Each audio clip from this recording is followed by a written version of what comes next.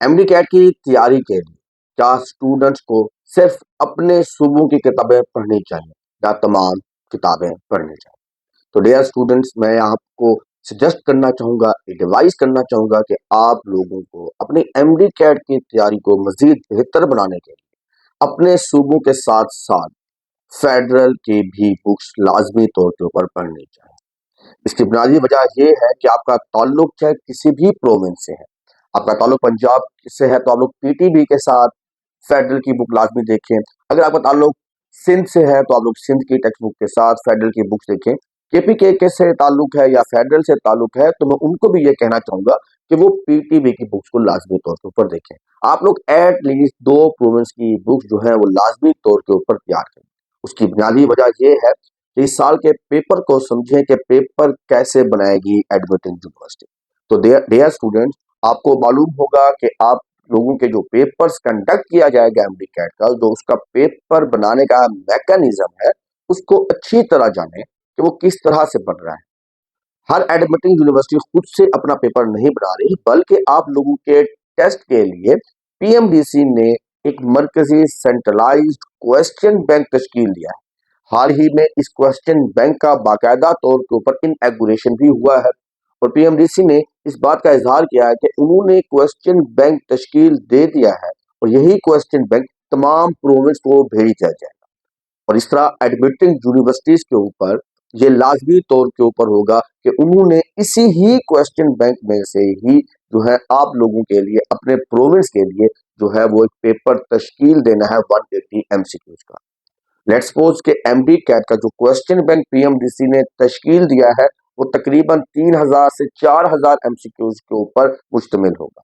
और आपकी जो एडमिटिंग यूनिवर्सिटी वो जो भी हो, यूएचएस हो पंजाब के लिए, शहीद जुल्फकार हो इस्लामाबाद के लिए, उसके अलावा आईबीएस सखर हो सिंध के लिए, या केएमयू हो खैबर पख्तूनख्वा के लिए, और बोलान हो कोयटा के लिए या बलूचिस्तान के लिए, तो उन सबको ये पेपर, ये जो क्वेश्चन बैंक है वो दे दिया जाएगा और वो इस क्वेश्चन बैंक में से अपने प्रोविंस के स्टूडेंट्स के लिए जो है एक क्वेश्चन पेपर तैयार करेंगे, एक टेस्ट तैयार करेंगे। अब सवाल यहाँ पर यह उठता है कि जो मरकजी क्वेश्चन बैंक तश्कील दे दिया गया है, क्या उसको प्रोविंस वाइज ही बनाया गया होगा? बिल्कुल भी नहीं। पीएमडीसी ने एक सेंट्रलाइज्ड क्वेश्चन बैंक बनाया होगा जिसमें 3 से 4000 क्वेश्चन हैं और वो फिर सूबे उसमें से ही सिलेक्ट करेंगे। इसी तरह अगर आप लोग के लिए मैं ये कहूँ कि ये जो इस साल का जो एमडी कैट है वो नेशनल लेवल पर होने जा रहा है, ना कि सिर्फ सूबाई सतह पर। यहाँ पर लोगों ने इसको बहुत ही ज्यादा जो है मिक्सअप कर दिया है, क्योंकि डोमिसाइल की शर्त लग गई है और तमाम सूबों की एडमिटिंग यूनिवर्सिटीज जो अनाउंस हो गई हैं, तो काफी सारे लोग ये समझ रहे हैं कि इस साल का पेपर सिर्फ सूबाई सतह के ऊपर होगा। मगर मेरा मानना ये है कि आपका जो प्रोविंस लेवल पर जो क्वेश्चन पेपर आएगा उसमें ज्यादातर चांसेस यही होंगे 5 to 10% कि आपको शायद दूसरी बुक्स में से भी क्वेश्चन मिले, ना सिर्फ अपने ही टेक्स्ट बुक से। अगर ऐसा ना होता तो आप लोग ये समझें कि एक चैप्टर है बायोलॉजी में, बायोटेक्नोलॉजी, उसकी जो हमने आउटलाइन देखी है, उस आउटलाइन के अकॉर्डिंगली जो कंटेंट है स्टडी का, जो प्रिपरेशन का, वो सिर्फ आपकी पीटीबी की बुक में नहीं है।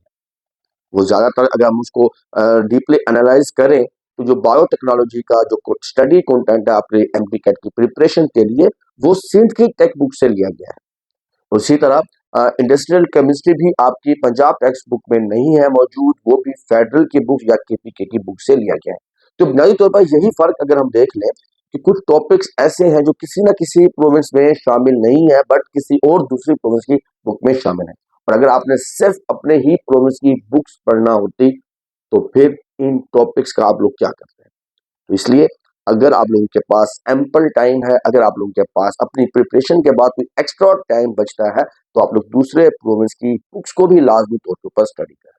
आप लोगों ने अपनी प्रिपरेशन के लिए जो बेस बुक बनानी है वो आपने अपने प्रोविंस की बुक को ही बनाना है, और फिर आपने एडिशनल प्रिपरेशन के लिए, अपनी प्रिपरेशन को मजीद अच्छा करने के लिए आप लोगों ने फेडरल की या किसी और सूबे की बुक को भी लाजमी तौर के ऊपर देखना होगा।